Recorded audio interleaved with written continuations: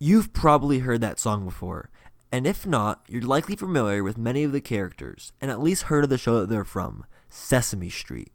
A show pioneered by Joanne Cooney in the late 1960s that broke the barriers of subpar education for children of economic and social disadvantage in America.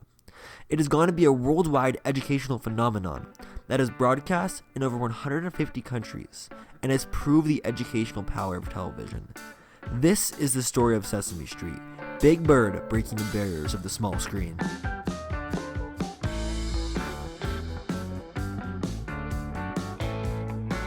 Sesame Street was born in the 1960s, a time of social unrest and activism in America, with events like the Civil Rights Movement, the anti-Vietnam War protests, and the war on poverty taking place.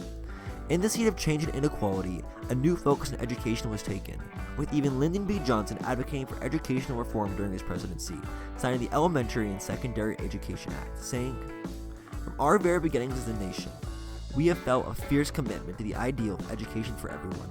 It fixed itself into our democratic creed." All this was due to an educational gap between young children of low economic status that grew as they became older. Along with this, there was an underrepresentation of ethnic and impoverished people in mass media, an issue that went almost entirely neglected. Sonia Manzano, a Latina first-generation American who played Maria on Sesame Street, explains her experiences with media when she was young. They hardly had any images on television that were even the city. They were all suburban worlds. And you never saw the inner city, which was where I lived. You never saw immigrants, which was all I knew. And they presented a suburban lifestyle that you didn't even see. Television not only lacked being inclusive, its programs that were meant for children weren't necessarily child-friendly. It seems you've earned your fee. Now it's time for payment. Leland Hazard, the station manager at the Emerson Radio and Phonograph Company, was quoted saying of this about Fred Rogers' Children's Corner in 1954.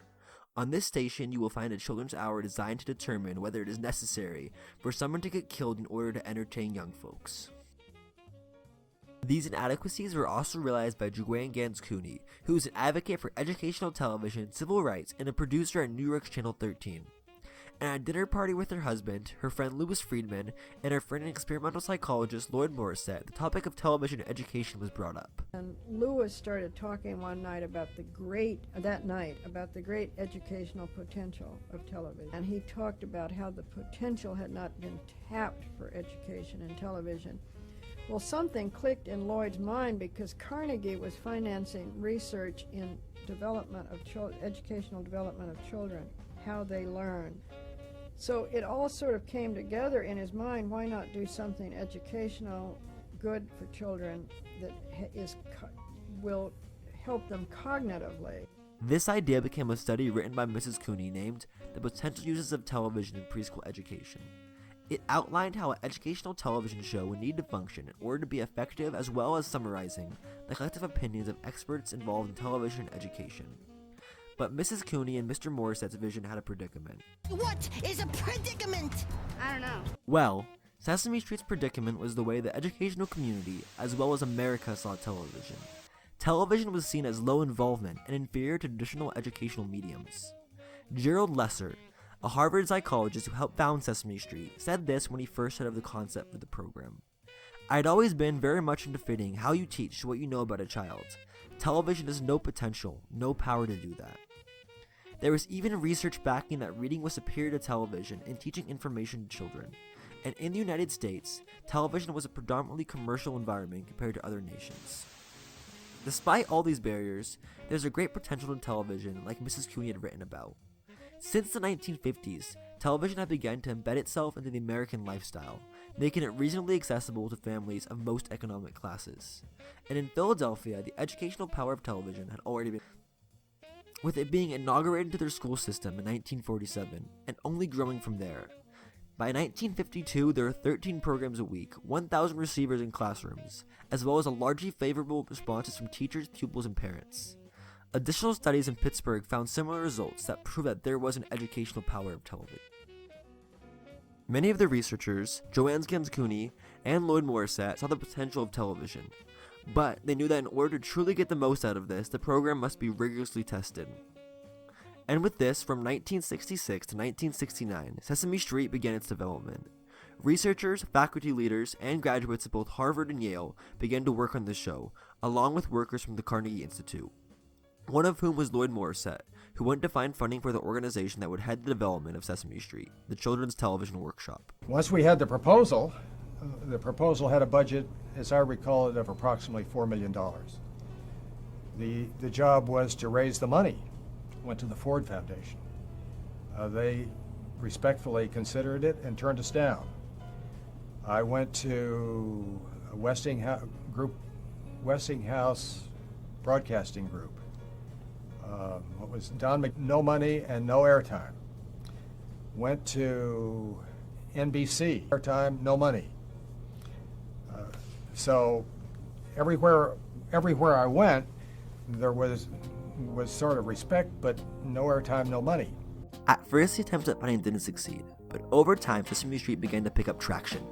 Morrisett was received by the Office of Education, who revised Sesame Street's budget to $8 million, half of which they would pay. Then Carnegie donated another $1 million, and Ford reversed the decision, as well, donating over $1 million. Then eventually, through donations from various sources, Sesame Street got themselves on public television in November of 1969, with enough money to record one season.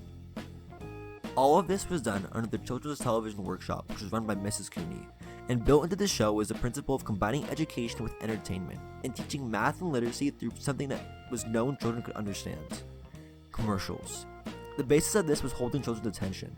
If they could do that, they could surely educate them, and commercial TV was known to do this. Before the show could release, Joanne Cooney had developed the content for the show and needed a puppeteer who would be skillful enough to grab children's attention. Jim Henson was a puppeteer who had built a reputation for himself making television commercials.